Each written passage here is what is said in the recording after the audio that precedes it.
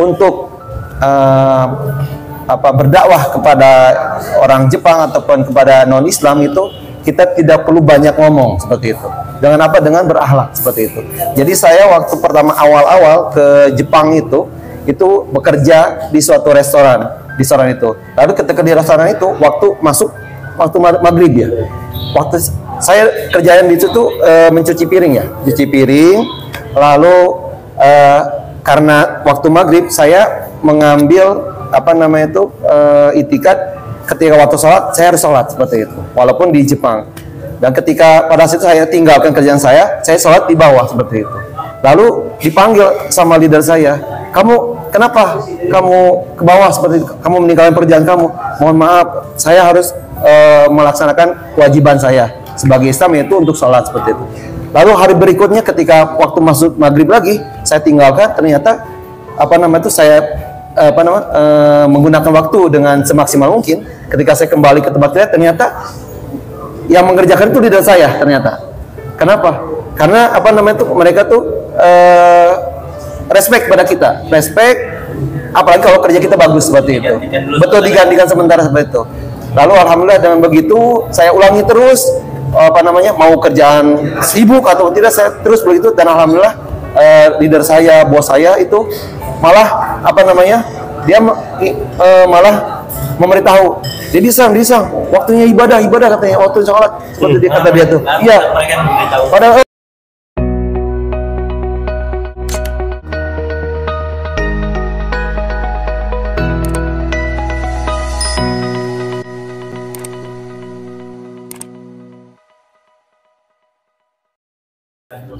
Assalamualaikum warahmatullahi wabarakatuh. Alhamdulillah kita sudah memasuki puasa yang insya Allah yang 11 ya, gitu, 11. Dan nanti malam tarawihnya ke-12 kita masih posisi berada di Masjid Nurul Hidayah. Kita kedatangan tamu dari apa ini Bang? Dari Japan Award Foundation. Japan Award Foundation. Nah, dari Jepang. Oh, jauh-jauh dari Jepang. Kita kedatangan tamu, mungkin kalau dari Jepang itu kita naik pesawat, bukan naik kereta ya. Gitu. Boleh perkenalkan Abang dari ujung? Saya baik. Bismillah. Assalamualaikum warahmatullahi wabarakatuh. Waalaikumsalam. Saya Jody Salahuddin Akbar, di sini suatu sekjen dari Masyarakat Ekonomi Syariah DKI Jakarta yang memang sudah bersahabat lama dengan Ustadz Dedi, saya Yasin, satu lagi Sensei saya Sato. Beliau adalah aktivis dakwah di Jepang, para pengurus kegiatan dakwah di Jepang. Ustadz Dedi, beliau memang asli Jawa Barat ya, tapi lama tinggal di Jepang, sehingga dari wajahnya saja pun sudah berubah ya? Dari Jepang ya. Udah berubah. Beliau merupakan wakil ketua dari Japan Award Foundation, salah satu kegiatan dakwah di Shizuoka di Jepang, di daerah provinsi ya, prefektur ya Shizuoka. Dan satu lagi ada Sheikh Yasin, beliau presiden dari Japan Award Foundation. Beliau merupakan ketua Maroko, tapi berwarga negara Jepang, karena istrinya juga orang Jepang. Jadi insya Allah bisa berbahasa Jepang, bahasa Inggris, bahasa Perancis, bahasa Arab juga ya. Bahasa Indonesia-nya sedikit-sedikit ya. Tafadhol, silakan. Ustadz mau nanya nih, terutama kepada tamu spesial kita ya. Bagaimana perkembangan Islam di Jepang, terutama kan tahun belakangan ini kayaknya makin banyak masjid dibangun di Jepang gitu, Ustadz. Fadhol, silakan, Ustadz. Terjemahin.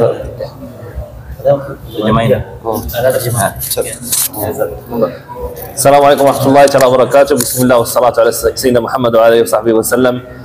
First of all, I would like to thank the people of Indonesia for being so generous, and especially the people of this masjid for their welcoming and for their arrangement and for being so supportive. So may Allah subhanahu wa ta'ala reward all of you insyaAllah. Ya, pertama-tama saya mengucapkan terima kasih kepada seluruh rakyat dan masyarakat Indonesia dan juga para DKM Masjid Nurul Hidayah yang telah berbaik hati untuk menyambut kami secara hangat di masjid ini dan juga masyarakat Indonesia pada prosesnya. The beauty of Islam is that someone like me who was born in Morocco with brother Didi who was born in Indonesia and the people from Indonesia and brother Sato from Japan, we work together just for the La ilaha illallah Muhammadan Rasulullah. Keindahan dari Islam adalah seperti saya yang lahir dari Maroko, Ustadz Dedi yang lahir di Indonesia, orang-orang Indonesia di sini, Sensei Said Sato yang lahir di Jepang, yang semuanya bersatu dalam satu kalimat la ilaha illallah Muhammadur Rasulullah. And Allah subhanahu wa ta'ala puts ukhuwah in our hearts. When you meet a Muslim brother or sister for the first time, you feel like you've known them for a long time. Dan Allah Subhanahu wa taala menaruh ukhuwah, jiwa persatuan di antara kami semua, sehingga bagi kami semua yang mungkin tidak mengenal lama tapi begitu kenal sudah seperti saudara yang sudah kenal sangat lama. So I feel at home being at this masjid. Saya merasa saya berada di rumah ketika saya berada dalam masjid ini. So please make dua for us and support us inshallah. Dan berikanlah doa untuk kami semua di sini dan dukung kami semua di sini. Jazakumullah khair, terima kasih. Jazakumullah khairan, semoga Allah membalas kebaikan. Terima kasih. Nah, ini Ustaz, kan kalau Ini kan kita perkembangan Islam itu di Jepang itu saya lihat di media-media kan pesat ya gitu. Terutama salah satu dari pendakwah kita juga ada Ustaz Fatih Karim membangun masjid gitu. Nah, bagaimana respon dari warga masyarakat Jepang tersendiri tentang Islam gitu, Ustaz?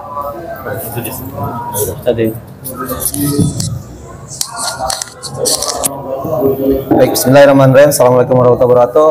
Alhamdulillah, dari hari ke hari peningkatan muslim di Jepang itu luar biasa. Ini tentunya adalah berkah dari Allah Subhanahu wa taala yang menjadikan kami sebagai pionir-pionir untuk berdakwah seperti itu.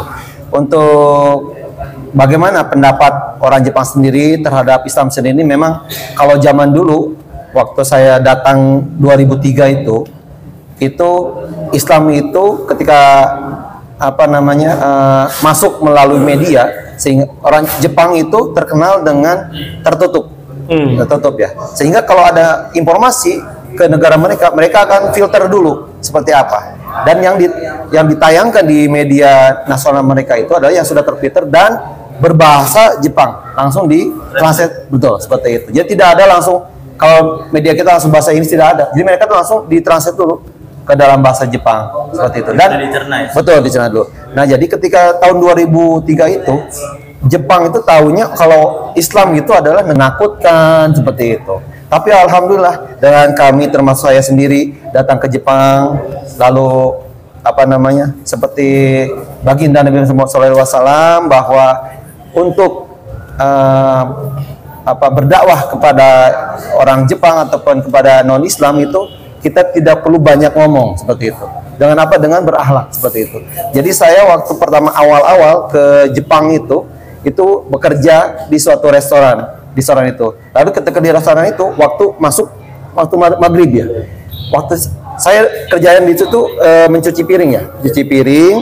Lalu karena waktu maghrib saya mengambil itikad, ketika waktu sholat saya harus sholat seperti itu, walaupun di Jepang. Dan ketika pada saat itu saya tinggalkan kerjaan saya sholat di bawah seperti itu. Lalu dipanggil sama leader saya, kenapa kamu ke bawah seperti itu? Kamu meninggalkan pekerjaan kamu. Mohon maaf, saya harus melaksanakan kewajiban saya sebagai Islam, yaitu untuk sholat seperti itu. Lalu hari berikutnya ketika waktu masuk maghrib lagi, saya tinggalkan, ternyata saya menggunakan waktu dengan semaksimal mungkin. Ketika saya kembali ke tempat saya, ternyata yang mengerjakan itu leader saya ternyata. Kenapa? Karena mereka tuh respect pada kita, apalagi kalau kerja kita bagus seperti itu. Betul, digantikan sementara seperti itu. Lalu alhamdulillah dengan begitu saya ulangi terus, mau kerjaan sibuk atau tidak, saya terus begitu, dan alhamdulillah leader saya, bos saya itu malah dia malah memberitahu, jadi disang waktunya ibadah katanya, waktu sholat seperti dia kata dia tuh. Iya. Padahal memberitahu, saya kan tahu kan kalau hal libur itu kerjaan banyak kan mencuci piring seperti itu. Ternyata yang dikasih tahu sama leader saya, udah kamu pergi aja sholat, biar saya ngerjain seperti itu. Jadi itu salah satu respect orang Jepang ya dengan perjalanan waktu seperti itu. Jadi ketika mulai bergaul dengan orang Jepang, bahwa saya orang Islam, saya ketika ada pertemuan dengan mereka, istilahnya untuk memperkenalkan diri, ketika ditanya makanan apa, saya tidak makan babi, saya tidak minum alkohol seperti itu. Lalu mereka menghargai kita dengan tidak ya apa ya yang bisa dimakan seperti itu. Akhirnya ikan, hanya ikan seperti itu ya. Alhamdulillah seperti itu. Ketika saya menjaga itu, mereka mengajak kepada, oh kalau di desa itu nggak makan yang babi, nggak minum alkohol, akhirnya dibawa ke tempatnya yang tidak berbau babi itu tadi, yang halal-halal seperti itu. Kadang mereka juga apa namanya itu, ketika saya puasa itu mereka tuh apa namanya itu menyediakan waktu ya, iya ketika waktunya. Jadi mau jika katanya waktu kamu harus ini dulu, gak apa-apa, kerjaan tinggalkannya dulu aja, seperti itu katanya. Dikasih waktu untuk berbuka puasa seperti itu. Jadi alhamdulillah dengan perjalanan waktu, ya ternyata ketika melihat kami banyak, kami bermuamalah dengan mereka, kegiatan bersama seperti itu, mereka melihat oh ternyata apa yang di frame oleh media itu ternyata salah seperti itu. Banyak dari kita diskusi sama mahasiswa S1, S2, S3 sampai profesor sendiri, itu mereka mulai terbuka ketika mulai berinteraksi dengan kita seperti itu. Termasuk dengan Ramadan sendiri ya, kita undang mereka untuk makan seperti itu. Nah, Ustaz, saya mau ada pertanyaan yang mungkin agak menggelitik ya. Ya, oke. Mungkin orang Jepang itu kan mungkin belum Islam. Iya. Ada nggak pas mereka belum Islam tapi coba ikut-ikutan puasa? Banyak. Jadi mereka kadang-kadang ikut puasa. Ya gitu. Dia juga ada pengalaman punya imam Muslim gitu. Ya. Mereka coba-coba ikut puasa. Jadi kadang-kadang kalau misalnya makan itu mereka ikut masjid. Betul. Nah, di Jepang ada nggak kayak gitu? Nah betul. Jadi apa namanya tuh banyak kita kasus seperti itu. Contohnya salah satu mahasiswa ya, dia mahasiswa satu universitas. Jadi dia tuh berteman dengan orang Indonesia dan Muslim di situ, dan dia tahu kalau teman itu Islam seperti itu. Kalau misalnya sholat dia lihat gitu, terus juga kalau puasa seperti apa, misalnya harus tidak boleh makan seperti itu. Jadi orang Jepang ini ikut, kalau pas waktu sholat dia ikut sholat, walaupun misalnya dia tidak wudu ya, tidak wudu, ikut sholat, ikut gerakan, ikut-ikutan, betul. Kalau puasa dia ikut puasa, nggak makan seperti itu. Dan juga ada orang Jepang yang misalnya dia mahasiswa itu saya ingin mencoba ini puasa seperti apa. Dia puasa seharian itu sampai mengikuti. Misalnya puasanya hari Minggu aja misalnya, ketika ada agenda gitu kan. Dia juga puasa dari subuh misalnya sampai ke maghrib. Dia nggak makan sama sekali seperti itu. Lalu ketika kita buka, senang. Kata dia tuh ini luar biasa sekali ternyata. Betul, girang. Ketika saya tidak bisa makan dalam satu hari, saya memikirkan bagaimana orang-orang yang kelaparan, kata dia tuh. Bagaimana orang-orang yang tidak punya makanan. Dia berpikir seperti itu. Oh ternyata saya bisa membaca ternyata hikmah orang-orang Islam dalam berpuasa itu adalah untuk menyamakan derajat ketika dengan orang-orang yang tidak punya makanan, yang bimbo. Kalau kami bimbo itu ada orang miskin ya, seperti itu. Jadi dia mempunyai hikmah seperti itu. Jadi orang Jepang itu merasakan empati tersendiri. Betul, empati sendiri. Ada kesan, puasa itu kayak begini gitu. Betul. Kalau nggak makan kayak gini gitu. Jadi ada orang yang mungkin nggak seberuntung mereka, yang makan sehari 3 kali. Terus kedua, ada mereka yang sehari aja cuma sekali. Gitu. Betul. Nah, pertanyaan terakhir Ustaz, bagaimana pesan-pesan untuk anak-anak muda di Indonesia sendiri, Ustaz? Sekarang ini kan saya lihat agak jauh dari masjid. Mereka sibuk dengan gadgetnya, sibuk dengan TikTokan, Instagram dan segala macamnya gitu. Dan sekarang orang tuh lebih kalau mau mengaji tuh lihat tokoh, bukan lihat apa yang diajarkan gitu. Baik. Bismillahirrahmanirrahim. Kepada para pemuda, pemudi harapan bangsa, bahwa patut kita sadari bahwa kita adalah pemuda yang insya Allah yang melanjutkan tongkat estafet dakwah Rasulullah SAW kepada kita. Kami di Jepang itu untuk ke masjid itu harus harus naik kereta dulu. Dari naik kereta setengah jam itu kamu harus jalan 25 menit. Jadi untuk ke masjid untuk sholat itu kami berjalan 1 jam seperti itu. Dan banyak teman-teman kami itu di sana itu tidak punya kendaraan. Untuk sholat subuh berjamaah itu mereka harus menginap. Jadi untuk sholat subuh berikutnya itu mereka harus menginap dari semalam seperti itu. Terus untuk subuhan seperti itu.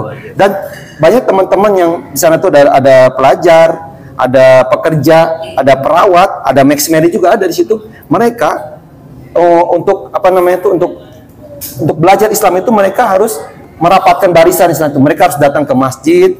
Lalu kami itu sering mengadakan kegiatan di masjid, misalnya malam minggu ya, malam minggu kita kumpul, nggak banyak soal materi, yang penting kita share tentang kehidupan. Gimana ya pengalaman itu, gimana kamu di tempat kerja, aduh saya sama leader saya nggak boleh sholat seperti itu jadi saling share kita itu di situ, saling share bagaimana solusinya, betul, ajaran curhat solusinya, dan sampai ada apa namanya dia tuh istilahnya tuh hijrah, dulunya tuh dia pemabok, dia tuh nggak pernah sholat, tapi ketika satu saat dia tuh tersentuh dengan Islam ketika saya manggil namanya dia, kita kenalan, tapi waktu satu saat beberapa minggu kemudian saya ingat namanya, saya panggil namanya si Fulan misalnya, dia tersentuh, kok dia tahu nama saya seperti itu, akhirnya dia besoknya ikut saya ikutlah.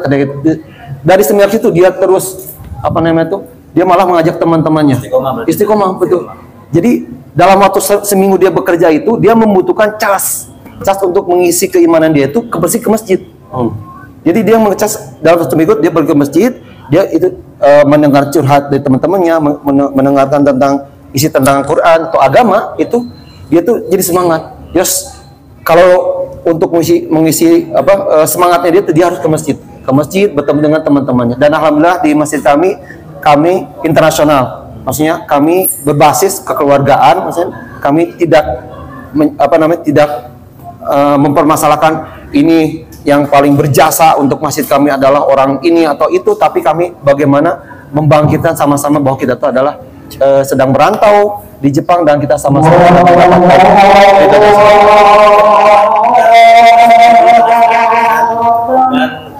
terima kasih untuk abang-abang ini.